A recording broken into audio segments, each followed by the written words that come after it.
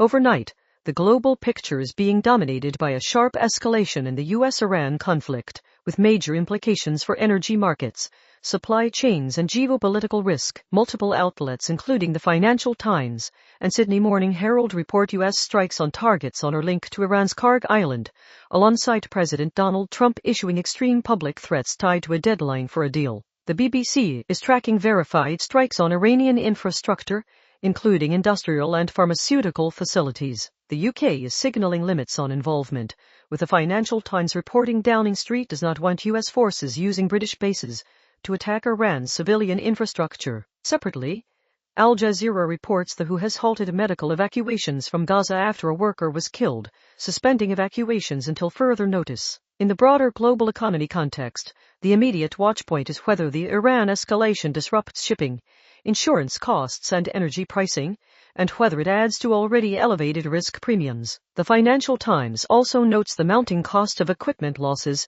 and the strain that sustained operations can place on U.S. readiness elsewhere. On artificial intelligence and the technological revolution, the key development is the growing focus on how AI is reshaping institutions and trust. The conversation highlights research integrity risks, reporting that plagiarized research can pass automated checks and that safeguards are not keeping pace with tools used to evade detection. The Financial Times also points to intensifying regulatory fights over prediction markets, a technology-adjacent financial frontier that could reshape how jurisdictions manage risk, consumer protection and market integrity. Turning to Australia, the major national legal and political development is the arrest and charging of Ben Roberts-Smith. The Guardian reports Australia's most decorated living soldier has been arrested at Sydney Airport and charged with 5 war crime murders relating to Afghanistan, with a bail court appearance due and Roberts-Smith denying wrongdoing.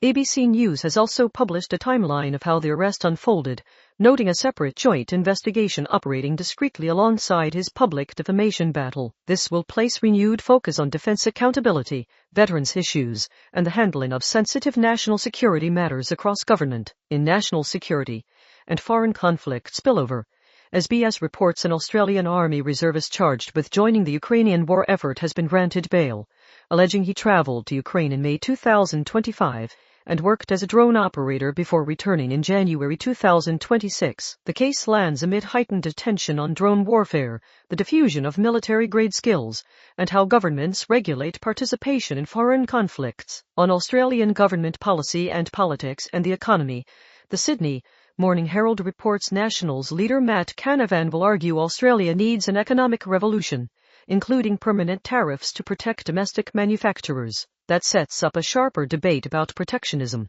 productivity, and the cost of living trade-offs of higher barriers versus industry support. For the Australian share market and market structure, the conversation flags that the ASX faces imminent changes over the next 2 months, but argues tougher competition is needed to address long-standing systemic problems, an issue with direct implications for market resilience, trading costs and confidence. Locally, in Sydney, SBS reports former nanny Adriana Rivas has lost her final appeal to avoid extradition to Chile over historical kidnapping charges, clearing the way for extradition proceedings to move forward.